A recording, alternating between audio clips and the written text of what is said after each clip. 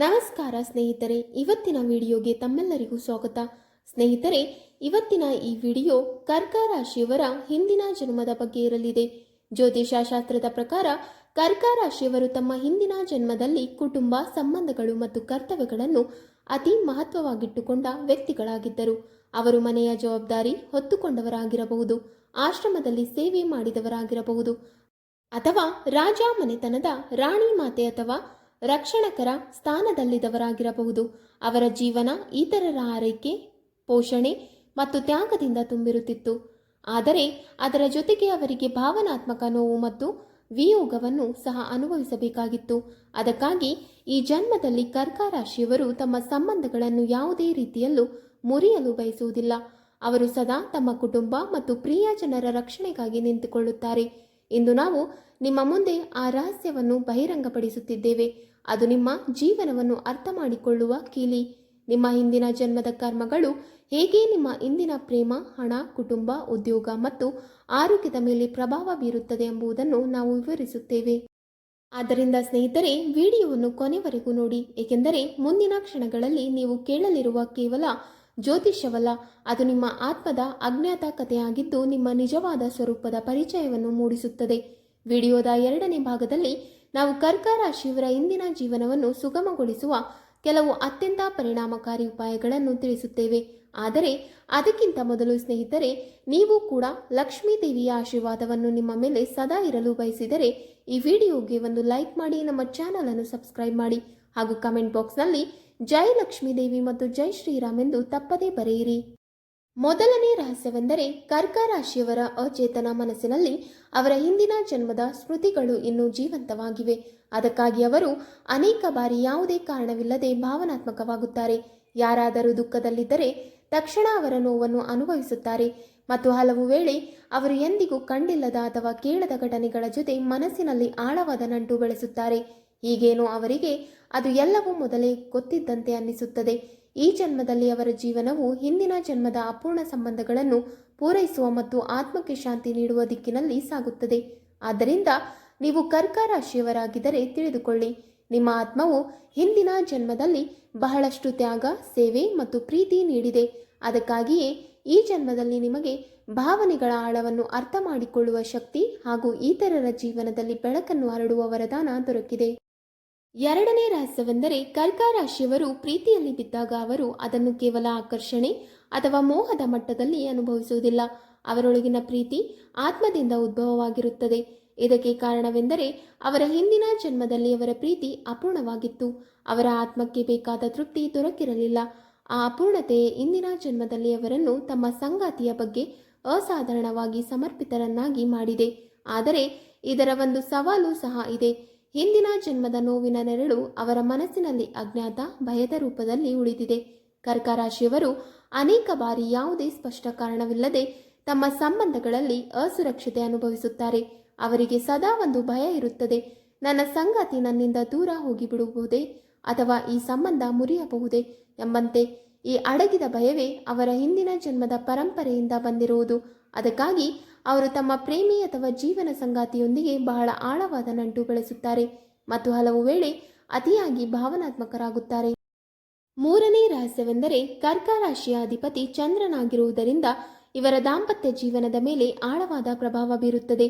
ಚಂದ್ರನು ಪರಿವರ್ತನಶೀಲ, ಕೆಲವೊಮ್ಮೆ ಪೂರ್ಣ ಚಂದ್ರನಾಗಿ ಹೊಳೆಯುತ್ತಾನೆ ಮತ್ತು ಕೆಲವೊಮ್ಮೆ ಅಮಾವಾಸ್ಯೆಯಂತೆ ಅಂಧಕಾರದಲ್ಲಿ ಮುಳುಗುತ್ತಾನೆ.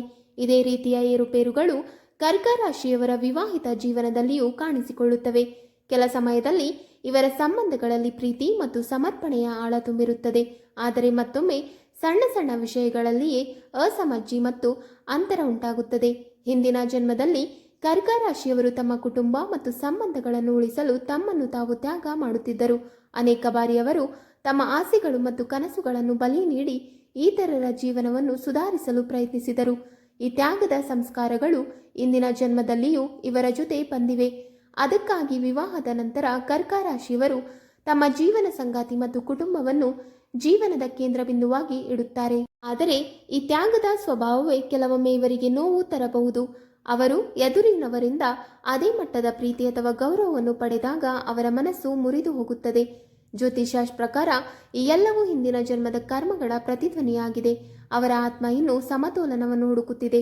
ಹಿಂದಿನ ಜನ್ಮದಲ್ಲಿ ಅಪೂರ್ಣವಾಗಿದ್ದ ಕರ್ಮಗಳನ್ನು ಈ ಜನ್ಮದಲ್ಲಿ ಪೂರ್ಣಗೊಳಿಸುವ ಪ್ರಯತ್ನ ನಡೆಯುತ್ತಿದೆ.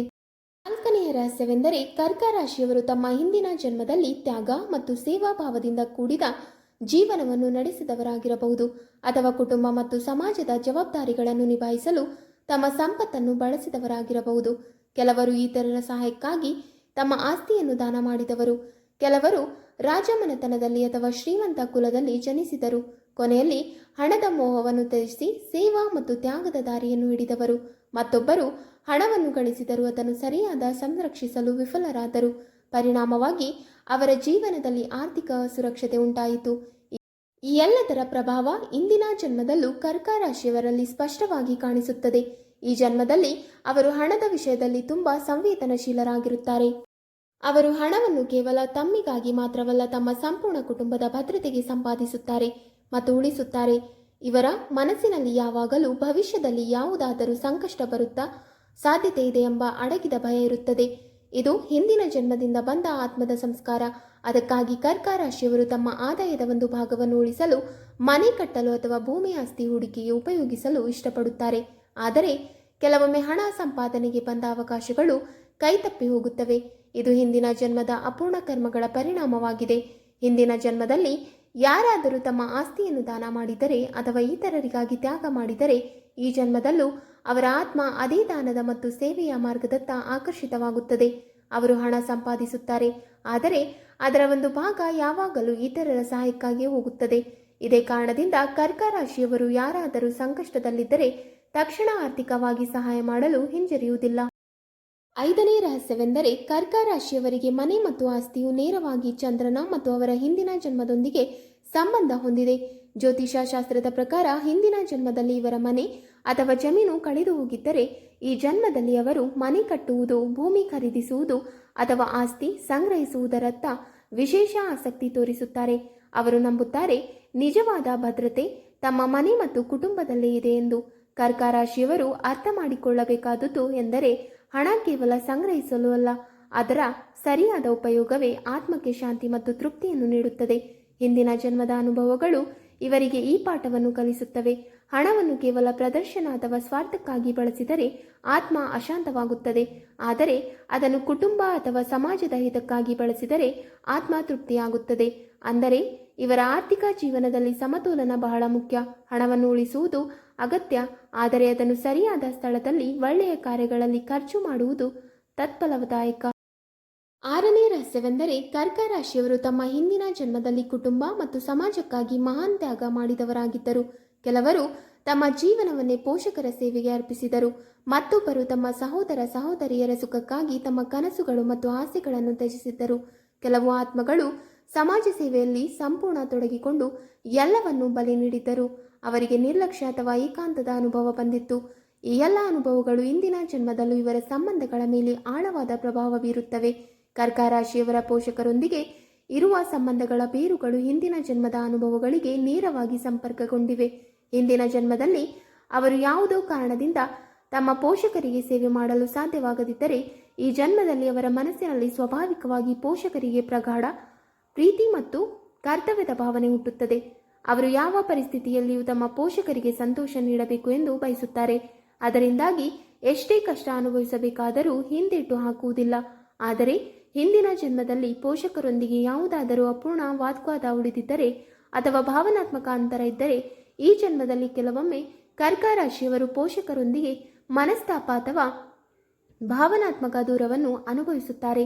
ಇದರಿಂದ ಆತ್ಮವು ಹಿಂದಿನ ಅಪೂರ್ಣಕತೆಯನ್ನು ಮತ್ತೊಮ್ಮೆ ಅನುಭವಿಸುತ್ತಾ ಈ ಬಾರಿ ಸಮತೋಲನ ಮತ್ತು ಶಾಂತಿಯನ್ನು ಸಾಧಿಸಲು ಪ್ರಯತ್ನಿಸುತ್ತಿದೆ. ಏಳನೇ ರಹಸ್ಯವೆಂದರೆ ಕರ್ಕ ರಾಶಿಯವರು ತಮ್ಮ ಸಹೋದರ ಸಹೋದರಿಯರ ಮೇಲೆ ಇರುವ ಪ್ರೀತಿ ಕೂಡ ಹಿಂದಿನ ಜನ್ಮದ ಪ್ರಭಾವದಿಂದ ಆಳವಾಗಿ ಪ್ರೇರಿತವಾಗಿರುತ್ತದೆ. ಹಿಂದಿನ ಜನ್ಮದಲ್ಲಿ ಅವರು ತಮ್ಮ ಸಹೋದರ ಸಹೋದರಿಯರಿಗಾಗಿ ತ್ಯಾಗ ಮಾಡಿದವರಾಗಿದ್ದರೆ, ಈ ಜನ್ಮದಲ್ಲಿಯೂ ಅದೇ ಭಾವನೆಯೊಂದಿಗೆ ಜನ್ಮ ತಾಳುತ್ತಾರೆ. ಅವರು ಯಾವಾಗಲೂ ತಮ್ಮ ಸಹೋದರ ಸಹೋದರಿಯರಿಗೆ ಬೆಂಬಲ, ರಕ್ಷಣೆಯು ಮತ್ತು ಮಾರ್ಗದರ್ಶನದ ರೂಪದಲ್ಲಿ ನಿಂತುಕೊಳ್ಳುತ್ತಾರೆ. ಆದರೆ ಹಿಂದಿನ ಜನ್ಮದಲ್ಲಿ ಅವರ ಮತ್ತು ಸಹೋದರ ಸಹೋದರಿಯರ ನಡುವೆ ಸ್ಪರ್ಧೆ, ಅಸೂಯೆ ಅಥವಾ ಕಲಹಗಳು ನಡೆದಿದ್ದರೆ, ಈ ಜನ್ಮದಲ್ಲೂ ಅಂತಹದೇ ಅನುಭವಗಳು ಪುನಃ ಕಾಣಿಸಿಕೊಳ್ಳುತ್ತವೆ. ಕೆಲವೊಮ್ಮೆ ಕರ್ಕ ರಾಶಿಯವರು ಗಮನಿಸುತ್ತಾರೆ. ಅವರ ಸಹೋದರ ಸಹೋದರಿಯರು ಅವರಿಂದ ದೂರವಾಗುತ್ತಾರೆ ಅಥವಾ ಅವರ ಪ್ರಯತ್ನಗಳ ಬಗ್ಗೆ ಯಾರೂ ಕೂಡ ಕೇರ್ ಮಾಡುವುದಿಲ್ಲ. ಇದು ಕೇವಲ ಇಂದಿನ ಜನ್ಮದ ಘಟನೆಯಲ್ಲ, ಅದು ಹಿಂದಿನ ಜನ್ಮದ ಅಪೂರ್ಣ ಲೆಕ್ಕಾಚಾರವಾಗಿದೆ. ಸಾಮಾಜಿಕ ಜೀವನದಲ್ಲಿಯೂ ಕರ್ಕ ರಾಶಿಯವರ ಪಾತ್ರ ಹಿಂದಿನ ಜನ್ಮದ ಸೇವಾ ಮತ್ತು ತ್ಯಾಗದ ಸಂಸ್ಕಾರಗಳಿಂದ ಪ್ರೇರಿತವಾಗಿದೆ. ಹಿಂದಿನ ಜನ್ಮದಲ್ಲಿ ಸಮಾಜದ ಹಿತಕ್ಕಾಗಿ ಕಾರ್ಯನಿರ್ವಹಿಸಿದ ಕರ್ಕ ರಾಶಿಯವರು ಈ ಜನ್ಮದಲ್ಲಿಯೂ ಸಹಜವಾಗಿ ದಯಾಳು, ಕರುಣೆಯಿಂದ ಕೂಡಿದ ಮತ್ತು ಇತರರ ನೆರವಿಗೆ ಬರುವ ವ್ಯಕ್ತಿಗಳಾಗಿರುತ್ತಾರೆ. ಜನರು ಇವರನ್ನು ವಿಶ್ವಾಸಾರ್ಹ ಮತ್ತು ಸಹಾನುಭೂತಿಪೂರ್ಣ ವ್ಯಕ್ತಿಗಳೆಂದು ಪರಿಗಣಿಸುತ್ತಾರೆ. ಆದರೆ ಕೆಲವೊಮ್ಮೆ ಇವರಿಗೆ ತೋರುತ್ತದೆ, ಅವರು ಸಮಾಜಕ್ಕೆ ಎಷ್ಟೇ ಕೊಟ್ಟರೂ ತಮಗೆ ಅದರಷ್ಟು ಮಾನ್ಯತೆ ಅಥವಾ ಬೆಂಬಲ ದೊರಕುತ್ತಿಲ್ಲ. ಇದು ಹಿಂದಿನ ಜನ್ಮದಿಂದ ಸಾಗುತ್ತಿರುವ ಆ ಅಪೂರ್ಣ ತೃಪ್ತಿಯ ಕಸಕೆ ಆಗಿದೆ. ಆತ್ಮ ಇಲ್ಲಿ ಒಂದು ಮಹತ್ವದ ಪಾಠವನ್ನು ಕಲಿಸಲು ಬಯಸುತ್ತದೆ. ತ್ಯಾಗ ಮಾಡು, ಆದರೆ ಪ್ರತಿಫಲದ ನಿರೀಕ್ಷೆ ಇಟ್ಟುಕೊಳ್ಳಬೇಡ. 8ನೇ ರಹಸ್ಯವೆಂದರೆ ಕರ್ಕ ರಾಶಿಯವರ ಉದ್ಯೋಗ ಮತ್ತು ವ್ಯಾಪಾರಕ್ಕೆ ಸಂಬಂಧಿಸಿದ ಅಭ್ಯಾಸಗಳು, ಯಶಸ್ಸುಗಳು ಮತ್ತು ಸವಾಲುಗಳು ಹಿಂದಿನ ಜನ್ಮದ ಕರ್ಮಗಳಿಂದ ಆಳವಾಗಿ ಪ್ರಭಾವಿತವಾಗಿವೆ. ಜ್ಯೋತಿಷ ಶಾಸ್ತ್ರದ ಪ್ರಕಾರ ಹಿಂದಿನ ಜನ್ಮದಲ್ಲಿ ಕರ್ಕ ರಾಶಿಯವರು ಸೇವೆ, ಆರೈಕೆ ಮತ್ತು ಜವಾಬ್ದಾರಿಗಳ ಕ್ಷೇತ್ರದಲ್ಲಿ ಕೆಲಸ ಮಾಡಿದವರಾಗಿದ್ದರು. ಕೆಲವರು ಗುರುಗಳಾಗಿದ್ದರು, ಕೆಲವರು ವೈದ್ಯರು ಅಥವಾ ಚಿಕಿತ್ಸೆಗಾರರು, ಕೆಲವರು ರಾಜನ ಸಲಹೆಗಾರರಾಗಿದ್ದರು, ಮತ್ತೊಬ್ಬರು ವ್ಯಾಪಾರಿಗಳು. ಆದರೆ ಅವರು ಕೇವಲ ಲಾಭಕ್ಕಾಗಿ ಅಲ್ಲ, ಸಮಾಜದ ಅಗತ್ಯಗಳನ್ನು ಪೂರೈಸಲು ವ್ಯಾಪಾರ ಮಾಡುತ್ತಿದ್ದರು. ಅನೇಕ ಬಾರಿ ಅವರು ತಮ್ಮ ಕೆಲಸದಲ್ಲಿ ತ್ಯಾಗ ಮಾಡಿದರು, ಇತರರ ಹಿತಕ್ಕಾಗಿ ತಮ್ಮ ಸಮಯ ಮತ್ತು ಸಂಪನ್ಮೂಲಗಳನ್ನು ಬಳಸಿದರು. ಆದರೆ ಬದಲಾಗಿ ಅವರಿಗೆ ಯೋಗ್ಯ ಗೌರವ ಅಥವಾ ಫಲ ಸಿಕ್ಕಿರಲಿಲ್ಲ. ಇನ್ನೊಂದೆಡೆ ಕೆಲವರು ಹಿಂದಿನ ಜನ್ಮದಲ್ಲಿ ವ್ಯಾಪಾರದಲ್ಲಿ ಮೋಸ ಅಥವಾ ಅಸತ್ಯ ಮಾರ್ಗವನ್ನು ಅನುಸರಿಸಿದರೆ ಅದರ ಫಲವಾಗಿ ಈ ಜನ್ಮದಲ್ಲಿ ಆರ್ಥಿಕ ಹೋರಾಟ ಅಥವಾ ಅಸುರಕ್ಷತೆ ಎದುರಾಗುತ್ತದೆ. ಅದಕ್ಕಾಗಿ ಈ ಜನ್ಮದಲ್ಲಿ ಕರ್ಕ ರಾಶಿಯವರು ಕೆಲಸ ಮಾಡುವಾಗ ಕೇವಲ ಹಣ ಅಥವಾ ಹುದ್ದೆಗಾಗಿ ಕೆಲಸ ಮಾಡುವುದಿಲ್ಲ. ಅವರಿಗೆ ಮುಖ್ಯವಾದುದು ಅವರ ಕೆಲಸದಿಂದ ಯಾರಾದರೂ ಬದುಕು ಸುಧಾರಿಸಬೇಕು, ಯಾರಿಗಾದರೂ ಭದ್ರತೆ ಅಥವಾ ಭಾವನಾತ್ಮಕ ನೆರವು ದೊರಕಬೇಕು ಎಂಬುದು. ಇದೇ ಕಾರಣದಿಂದ ಅವರು ವೈದ್ಯಕೀಯ ಶಿಕ್ಷಣ, ಕಲೆ, ಸಮಾಜ ಸೇವೆ, ಆಡಳಿತ ಅಥವಾ ಮಾರ್ಗದರ್ಶನದಂತಹ ಕ್ಷೇತ್ರಗಳಲ್ಲಿ ಹೆಚ್ಚು ಯಶಸ್ಸು ಕಾಣುತ್ತಾರೆ. ಏಕೆಂದರೆ ಇವುಗಳಲ್ಲಿ ಕಾಳಜಿ, ಸಂವೇದನಶೀಲತೆ ಮತ್ತು ಸೇವಾ ಮನೋಭಾವ ಅಗತ್ಯವಿರುತ್ತದೆ. ಆದರೆ ಹಿಂದಿನ ಜನ್ಮದ ನೆರಳು ಇವರೊಂದಿಗೆ ಇಂದು ಇರುತ್ತದೆ. ಹಿಂದಿನ ಜನ್ಮದಲ್ಲಿ ಸೇವೆ ಮಾಡಿದರೂ ಗೌರವ ದೊರಕದಿದ್ದರೆ ಈ ಜನ್ಮದಲ್ಲಿಯೂ ಕರ್ಕ ರಾಶಿಯವರಿಗೆ ಅನೇಕ ಬಾರಿ ತೋರುತ್ತದೆ, ನಾನು ಎಷ್ಟು ದುಡಿದಿದ್ದರೂ ಅದರಷ್ಟು ಫಲ ನನಗೆ ಸಿಗುತ್ತಿಲ್ಲ ಎಂದು. 9ನೇ ರಹಸ್ಯವೆಂದರೆ ಕರ್ಕ ರಾಶಿಯವರ ವ್ಯಾಪಾರ ಜೀವನದಲ್ಲಿಯೂ ಹಿಂದಿನ ಜನ್ಮದ ಕರ್ಮಗಳ ಸ್ಪಷ್ಟ ಪ್ರಭಾವ ಕಾಣಿಸುತ್ತದೆ. ಹಿಂದಿನ ಜನ್ಮದಲ್ಲಿ ವ್ಯಾಪಾರ ಮಾಡಿದ ಕರ್ಕ ರಾಶಿಯವರು ಪ್ರಾಮಾಣಿಕತೆ, ನಿಷ್ಠೆ ಮತ್ತು ಸಮಾಜ ಸೇವೆಯ ಮನೋಭಾವದಿಂದ ಕೆಲಸ ಮಾಡಿದವರಾದರೆ ಈ ಜನ್ಮದಲ್ಲಿಯೂ ಅವರು ವ್ಯಾಪಾರದಲ್ಲಿ ಭಾಗ್ಯಶಾಲಿಗಳಾಗುತ್ತಾರೆ ಮತ್ತು ಯಶಸ್ಸು ಕಾಣುತ್ತಾರೆ. ಆದರೆ ಹಿಂದಿನ ಜನ್ಮದಲ್ಲಿ ಯಾರಾದರೂ ಲೋಭ, ಮೋಸ ಅಥವಾ ಇತರರ ಹಕ್ಕು ಕಸಿದು ವ್ಯಾಪಾರ ಮಾಡಿದರೆ ಈ ಜನ್ಮದಲ್ಲಿ ಅವರಿಗೆ ವ್ಯಾಪಾರದಲ್ಲಿ ಅಡೆತಡೆಗಳು, ಆಕಸ್ಮಿಕ ನಷ್ಟಗಳು ಅಥವಾ ಸಹಭಾಗಿಗಳಿಂದ ವಂಚನೆ ಅನುಭವಿಸಲು ಸಾಧ್ಯತೆ ಹೆಚ್ಚು ಇರುತ್ತದೆ. ಇದು ಆತ್ಮದ ಕಾರ್ಮಿಕ ಸಮತೋಲನ ಹಿಂದಿನ ಜನ್ಮದಲ್ಲಿ ಅಪೂರ್ಣವಾಗಿದ್ದುದನ್ನು ಈ ಜನ್ಮದಲ್ಲಿ ಪೂರ್ಣಗೊಳಿಸುವ ಪ್ರಯತ್ನ. ಕರ್ಕ ರಾಶಿಯವರು ಉದ್ಯೋಗ ಮಾಡುತ್ತಿದ್ದಾರೆಯೇ ಅಥವಾ ವ್ಯಾಪಾರ ಯಾವ ಕ್ಷೇತ್ರದಲ್ಲಿದ್ದರೂ ಅವರ ಅತ್ಯಂತ ದೊಡ್ಡ ಶಕ್ತಿ ನಿಷ್ಠೆ ಮತ್ತು ಸಮರ್ಪಣೆ. ಅವರು ತಮ್ಮ ಕೆಲಸವನ್ನು ಹೃದಯದಿಂದ ಮಾಡುತ್ತಾರೆ. ಆದರೆ ಈ ಅದೇ ಗುಣ ಕೆಲವೊಮ್ಮೆ ಇವರಿಗೆ ಸಮಸ್ಯೆಯ ಮೂಲವಾಗುತ್ತದೆ. ಏಕೆಂದರೆ ಕರ್ಕ ರಾಶಿಯವರು ಇತರರ ಮೇಲೆ ತಕ್ಷಣ ನಂಬಿಕೆ ಇಡುತ್ತಾರೆ. ವ್ಯಾಪಾರದಲ್ಲಿ ಇದೇ ಅತಿಯಾದ ನಂಬಿಕೆ ಕೆಲವೊಮ್ಮೆ ಅವರಿಗೆ ವಂಚನೆಗೆ ಕಾರಣವಾಗುತ್ತದೆ. ಉದ್ಯೋಗದಲ್ಲಿಯೂ ಸಹ ಇವರು ಇತರರ ಜವಾಬ್ದಾರಿಗಳನ್ನು ತಮ್ಮ ಮೇಲಿಟ್ಟುಕೊಳ್ಳುತ್ತಾರೆ. ಅದರ ಪರಿಣಾಮವಾಗಿ ತಮ್ಮ ಕೃತಿಗಳ ಗೌರವ ಅಥವಾ ಪ್ರಶಂಸೆಯನ್ನು ಕಳೆದುಕೊಳ್ಳುತ್ತಾರೆ. ಇವೆಲ್ಲವೂ ಹಿಂದಿನ ಜನ್ಮದ ಅದೇ ಅನುಭವಗಳು. ಆತ್ಮವು ಇನ್ನು ಅವುಗಳನ್ನು ಅನುಭವಿಸುತ್ತಾ ಸಮತೋಲನ ಮತ್ತು ಪಾಠ ಪಡೆಯಲು ಪ್ರಯತ್ನಿಸುತ್ತಿದೆ. 10ನೆಯ ರಹಸ್ಯವೆಂದರೆ ಕರ್ಕ ರಾಶಿಯವರು ಚಂದ್ರನ ರಾಶಿಯವರು. ಚಂದ್ರನು ಮನಸ್ಸು ಮತ್ತು ಭಾವನೆಗಳ ಆಧಾರವಾಗಿರುವುದರಿಂದ ಮನಸ್ಸು ಅಸ್ಥಿರವಾಗಿದ್ದಾಗ ಅವರ ನೇರ ಪರಿಣಾಮ ದೇಹದ ಮೇಲೆ ಕಾಣಿಸುತ್ತದೆ. ಅದರಿಂದಾಗಿ ಕರ್ಕ ರಾಶಿಯವರು ಅನೇಕ ಬಾರಿ ಭಾವನಾತ್ಮಕ ಏರುಪೇರುಗಳನ್ನು ತಮ್ಮ ಆರೋಗ್ಯದಲ್ಲಿ ಅನುಭವಿಸುತ್ತಾರೆ. ಆದರೆ ಈ ಅಸ್ಥಿರತೆ ಮತ್ತು ಸಂವೇದನಶೀಲತೆಯ ಮೂಲವೇನು? ಜ್ಯೋತಿಷ ಶಾಸ್ತ್ರದ ಪ್ರಕಾರ ಇದರ ಪ್ರಾರಂಭ ಹಿಂದಿನ ಜನ್ಮದ ಕರ್ಮಗಳಿಂದಾಗಿರುತ್ತದೆ. ಹಿಂದಿನ ಜನ್ಮದಲ್ಲಿ ಕರ್ಕ ರಾಶಿಯವರು ತಮ್ಮ ಜೀವನವನ್ನು ಇತರರ ಸೇವೆ, ಆರೈಕೆ ಮತ್ತು ಕುಟುಂಬದ ಜವಾಬ್ದಾರಿಗಳಲ್ಲಿ ಸಮರ್ಪಿಸಿದರು. ಅವರು ಇತರರಿಗಾಗಿ ತ್ಯಾಗ ಮಾಡಿದರು, ಆದರೆ ತಮ್ಮ ದೇಹ ಮತ್ತು ಆರೋಗ್ಯವನ್ನು ಗಮನಿಸದೆ ಬಿಡಿದರು. ಕೆಲವರು ಕಠಿಣ ತಪಸ್ಸು ಮಾಡಿಕೊಂಡರು, ಕೆಲವರು ಸೇವೆಯಲ್ಲಿ ತೀವ್ರವಾಗಿ ತೊಡಗಿಸಿಕೊಂಡು ತಮ್ಮ ಶಾರೀರಿಕ ಅಗತ್ಯಗಳನ್ನು ಮರೆತು ಬಿಟ್ಟರು. ಫಲವಾಗಿ ಆತ್ಮದ ಮೇಲೆ ಒಂದು ಮುದ್ರೆ ಉಳಿಯಿತು, ಇತರರಿಗಾಗಿ ಬದುಕು, ಸ್ವಂತಗಾಗಿ ನಂತರ. ಈ ಮುದ್ರೆ ಇಂದಿನ ಜನ್ಮದಲ್ಲಿಯೂ ಪುನರಾವರ್ತನೆಯಾಗಿ ಕಾಣಿಸುತ್ತದೆ. ಆದ್ದರಿಂದ ಕರ್ಕ ರಾಶಿಯವರು ತಮ್ಮ ಕುಟುಂಬ ಅಥವಾ ಪ್ರಿಯಜನರ ಬಗ್ಗೆ ಚಿಂತಿಸಿದಾಗ ತಮ್ಮ ಆರೋಗ್ಯವನ್ನು ಮರೆತು ಬಿಡುತ್ತಾರೆ. ಕೆಲವೊಮ್ಮೆ ಅವರು ತಮ್ಮ ಆಹಾರ, ವಿಶ್ರಾಂತಿ ಅಥವಾ ಸ್ವಚ್ಛಂದ ಆರೈಕೆಯನ್ನು ಸರಿಯಾಗಿ ಆಯ್ಕೆ ಮಾಡಲಾರರು, ಏಕೆಂದರೆ ಮನಸ್ಸು ಯಾವಾಗಲೂ ಇತರರ ಬಗ್ಗೆ ಚಿಂತನೆ ಮಾಡುವುದಲ್ಲಿದೆ. ಹಿಂದಿನ ಜನ್ಮದ ಈ ಭಾರವು ಈ ಜನ್ಮದಲ್ಲಿ ಅವರಿಗೆ ಹೊಟ್ಟೆ ಸಂಬಂಧಿ ಸಮಸ್ಯೆಗಳು, ಜೀರ್ಣಕ್ರಿಯೆ ಸಂಬಂಧಿ ಕಷ್ಟಗಳು ಮತ್ತು ಮಾನಸಿಕ ಒತ್ತಡದ ರೂಪದಲ್ಲಿ ತೋರುತ್ತವೆ. 11ನೇ ರಹಸ್ಯವೆಂದರೆ ಇಂದಿನ ಜನ್ಮದಲ್ಲಿ ಕರ್ಕ ರಾಶಿಯವರ ಆರೋಗ್ಯದ ಮೇಲೆ ಜಲತತ್ವದ ಪ್ರಭಾವ ಆಳವಾಗಿದೆ. ಅವರಲ್ಲಿ ಶೀತ, ತಲೆನೋವು, ಕಫ ಸಮಸ್ಯೆಗಳು, ರಕ್ತದ ಒತ್ತಡದ ಏರಿಕೆ, ಹಾರ್ಮೋನಲ್ ಬದಲಾವಣೆಗಳು ಅಥವಾ ಚರ್ಮ ಸಂಬಂಧಿತ ಸಮಸ್ಯೆಗಳು ಕಾಣಿಸಿಕೊಳ್ಳಬಹುದು. ಆದರೆ ಕೇವಲ ದೈಹಿಕ ಆರೋಗ್ಯ ಮಾತ್ರವಲ್ಲ, ಮಾನಸಿಕ ಆರೋಗ್ಯವು ಹಿಂದಿನ ಜನ್ಮದ ಅನುಭವಗಳಿಂದ ಪ್ರಭಾವಿತವಾಗಿರುತ್ತದೆ. ಹಿಂದಿನ ಜನ್ಮದಲ್ಲಿ ಆತ್ಮವು ಹೆಚ್ಚು ದುಃಖ ಮತ್ತು ಏಕಾಂತವನ್ನು ಅನುಭವಿಸಿದರೆ ಈ ಜನ್ಮದಲ್ಲಿಯೂ ಅವರು ಸಣ್ಣ ಸಣ್ಣ ವಿಷಯಗಳ ಮೇಲೂ ಚಿಂತನೆ, ಒತ್ತಡ ಮತ್ತು ಬಾಯಸಾಚೆ ಅಂದರೆ ಡಿಪ್ರೆಷನ್ ಅನುಭವಿಸುತ್ತಾರೆ. ಕೆಲವೊಮ್ಮೆ ಯಾರೂ ಕಾರಣವಿಲ್ಲದೆ ಮನಸ್ಸು ಭಾರವಾಗಿರುವಂತೆ ಅನಿಸುತ್ತದೆ. ಇದು ಆತ್ಮದ ಆಳದಿಂದ ಹೊರಬರುವ ಅಜ್ಞಾತ ಸ್ಮೃತಿಗಳೇ ಆಗಿವೆ. ಆದರೆ ಜ್ಯೋತಿಷ ಹೇಳುವಂತೆ ಹಿಂದಿನ ಜನ್ಮದ ಉತ್ತಮ ಕರ್ಮಗಳು ಈ ಜನ್ಮದಲ್ಲಿ ರಕ್ಷಣಾ ಕವಚದ ಕೆಲಸ ಮಾಡುತ್ತವೆ. ಕರ್ಕ ರಾಶಿಯವರು ಸೇವೆ, ದಾನ ಮತ್ತು ಇತರರ ಆರೈಕೆಯಲ್ಲಿ ತೊಡಗಿಸಿಕೊಂಡಿದ್ದರೆ ಅವರು ಈ ಜನ್ಮದಲ್ಲಿ ಗಂಭೀರ ರೋಗಗಳಿಂದ ಅಚ್ಚರಿಯಂತೆ ತಪ್ಪಿಸಿಕೊಳ್ಳುವ ಸಾಧ್ಯತೆ ಇರುತ್ತದೆ. ಕೆಲವೊಮ್ಮೆ ಅವರ ಜೀವನದಲ್ಲಿ ಅಕಸ್ಮಾತ್ ಸಂಕಷ್ಟಗಳು ಬರುತ್ತವೆ, ಆದರೆ ಹಿಂದಿನ ಜನ್ಮದಲ್ಲಿ ಮಾಡಿರುವ ಪುಣ್ಯವು ಅವರಿಗೆ ಆಧಾರ ನೀಡುತ್ತದೆ ಮತ್ತು ಅವರು ಮತ್ತೆ ಆರೋಗ್ಯವಂತರಾಗಿ ನಿಂತುಕೊಳ್ಳುತ್ತಾರೆ. ಇವಾಗ ಬನ್ನಿ ಸ್ನೇಹಿತರೆ, ನಾವು ಕರ್ಕ ರಾಶಿಯವರಿಗೆ ಕೆಲವು ಮುಖ್ಯ ಉಪಾಯಗಳನ್ನು ತಿಳಿಯೋಣ. ಈ ಉಪಾಯಗಳಿಂದ ಅವರ ಹಿಂದಿನ ಜನ್ಮದ ಪರಿಣಾಮವನ್ನು ಕಡಿಮೆ ಮಾಡಿ ಇಂದಿನ ಜೀವನವನ್ನು ಸುಗಮಗೊಳಿಸುತ್ತವೆ. ಪ್ರೇಮ ಜೀವನಕ್ಕಾಗಿ ಹಿಂದಿನ ಜನ್ಮದಲ್ಲಿ ಅಪೂರ್ಣವಾಗಿರುವ ಪ್ರೀತಿ ಈ ಜನ್ಮದಲ್ಲಿ ಸಂಬಂಧಗಳಲ್ಲಿ ಅಸುರಕ್ಷತೆ ಮತ್ತು ಸಂವೇದನಶೀಲತೆಯನ್ನು ತಂದೊಡ್ಡುತ್ತದೆ. ಇದನ್ನು ದೂರ ಮಾಡಲು ಶುಕ್ರವಾರ ದೇವಿ ಲಕ್ಷ್ಮಿ ಮತ್ತು ಶ್ರೀ ವಿಷ್ಣು ಪೂಜೆ ಮಾಡುವುದು, ಶುದ್ಧ ತುಪ್ಪದ ದೀಪವನ್ನು ಪ್ರಜ್ವಲಿಸಿ ಪ್ರೇಮದಲ್ಲಿ ಸ್ಥಿರತೆ ತರುವುದಕ್ಕಾಗಿ ಶುಕ್ರವಾರ ಗುಲಾಬಿ ಅಥವಾ ಬಿಳಿ ಬಟ್ಟೆ ಧರಿಸುವುದು ಶುಭಕರವಾಗಿದೆ. ಜೊತೆಗೆ ಚಂದ್ರನಿಗೆ ಬೆಳಗಿನ ರಾತ್ರಿ ಚಂದ್ರನಿಗೆ ಹಾಲು ಮಿಶ್ರಿತ ನೀರನ್ನು ಅರ್ಪಿಸುವುದರಿಂದ ಪ್ರೇಮ ಜೀವನದಲ್ಲಿ ಮಧುರತೆ ಬರುತ್ತದೆ ಮತ್ತು ಹಿಂದಿನ ಜನ್ಮದ ಅಪೂರ್ಣ ಸಂಬಂಧಗಳು ನಿಧಾನವಾಗಿ ಸಮತೋಲನಕ್ಕೆ ಬರುತ್ತವೆ. ದಾಂಪತ್ಯ ಜೀವನಕ್ಕಾಗಿ ಹಿಂದಿನ ಜನ್ಮದಲ್ಲಿ ದಾಂಪತ್ಯ ಸಂಬಂಧಗಳ ನಿರ್ಲಕ್ಷ್ಯ ಅಥವಾ ಅಸಮತೋಲನ ಈ ಜನ್ಮದಲ್ಲಿ ವೈವಾಹಿಕ ಜೀವನವನ್ನು ಪ್ರಭಾವಿಸುತ್ತವೆ. ಇದನ್ನು ನಿವಾರಿಸಲು ಸೋಮವಾರ ಶಿವಪಾರ್ವತಿ ಸಂಯುಕ್ತ ಪೂಜೆ ಮಾಡುವುದನ್ನು ಅತ್ಯಂತ ಶುಭಕರವಾಗಿದೆ. ದಂಪತಿಗಳು ಒಟ್ಟಿಗೆ ಓಂ ನಮಃ ಶಿವಾಯ ಜಪ ಮಾಡಬೇಕು ಮತ್ತು ಶಿವಲಿಂಗಕ್ಕೆ ಹಾಲು ಹಾಗೂ ನೀರನ್ನು ಅರ್ಪಿಸಬೇಕು. ಜೊತೆಗೆ ಪತಿ ಪತ್ನಿ ಪರಸ್ಪರ ಚಿನ್ನದ ಲಘು ಆಭರಣವನ್ನು ಉಡುಗೊರೆಯಾಗಿ ನೀಡಿದರೆ ದಾಂಪತ್ಯದಲ್ಲಿ ಸ್ಥಿರತೆ ಮತ್ತು ಪ್ರೀತಿ ಹೆಚ್ಚುತ್ತದೆ. ಅದರಂತೆಯೇ ಶನಿವಾರ ಬಡ ದಂಪತಿಗಳಿಗೆ ಆಹಾರ ನೀಡುವುದರಿಂದ ಹಿಂದಿನ ಜನ್ಮದ ವೈವಾಹಿಕ ದೋಷಗಳು ಶಾಂತಿಯಾಗುತ್ತವೆ.